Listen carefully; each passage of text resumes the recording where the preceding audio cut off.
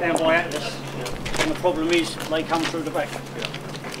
You know, and the last time they were here, they broke the locks off the steel gate. They pulled the transit up to the front. They were in here for over an hour at night, and they took all the scrap tanks, the scrap aluminium, anything they could carry, all the batteries. All the tanks belong to customs. And when they're sitting there, scrap value, they're probably worth, I don't know, 50 or 60 quid in scrapping.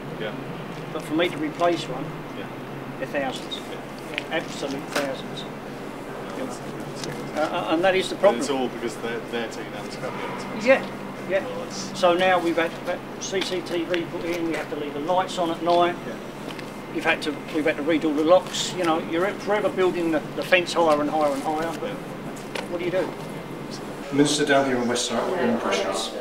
Well, the real focus of the discussion this afternoon has been about commercial crime down here on the estates close to the river, and clearly a very real issue of businesses that are working hard, get the job done, bring the money in at the end of the month, who are clearly subject to systematic crime.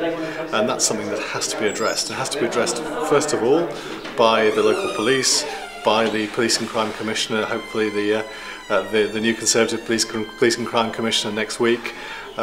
But also a lot of food for thought from me as Justice Secretary about things we can do to help with a situation which is, I think, extremely important, because what you're talking about with commercial crime is the impact on jobs, on business, and the likelihood of people getting into work, and that's really important. Where are we with the new legislation in regard to scrap metal? The scrap metal bill has gone through the House of Commons this morning. It's gone to its next stage. I'm very strongly supportive of it. I'll be doing everything I can to help make sure that it does see its way through onto the statute books. If it has hiccups on the way, then I'll have to step in and find another way to make sure that it's done. But I think the scrap metal protection, the protection against the inappropriate sale of stolen scrap metal is really important. Okay, so we're going to have more legislation. There's commitments here, but down here, you know, in South Essex, I mean, Basildon Magistrates Court is and an FOI by one of your own MPs, put in one a few months ago, is one of the third most lenient court for convicted burglars. You know, do the courts have to look to themselves as well? Well, I think it's always important that the courts look hard at the impact of crime and not just the crime itself. And one of the things that's very clear to me is that the impact of commercial crime is not being adequately reflected in the courts. It's really important, and I say this as the person with ultimate responsibility for the court system, you have to let judges and magistrates shape their own decisions, but actually providing them the best possible information to do that is really important, and it's very obvious to me that they often do not see the full facts of the impact of a commercial crime on a business and on jobs. And the thing about an impact statement is so important, isn't it?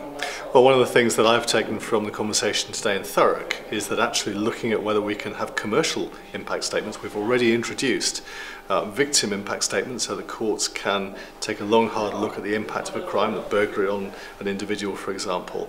But actually, should we do the same in the commercial arena? And that's something I will now be looking at very carefully. And finally, £43 million worth of cuts here for the Essex Police. You know, how are they going to come down here to West Thurrock and police if they're having all that money taken away from them or saved? Well, I think the experience around the country has been that an awful lot of policing has been taking place behind the scenes, form filling, at desks. There are not nearly enough police actually out on our streets. And I'm confident that when we've taken all the reforms through at the moment, coming from the Home Secretary, in individual police forces, changes that will be driven by individual police and crime commissioners, that we will end up, yes, with a leaner, meaner police force, but actually a police force with more officers on the streets. What we don't want is lots of police officers, you know, rising numbers of police officers, but actually they're just sitting in police stations filling out forms. What I want to do is to make sure that the police we've got are out on the streets policing. And yes,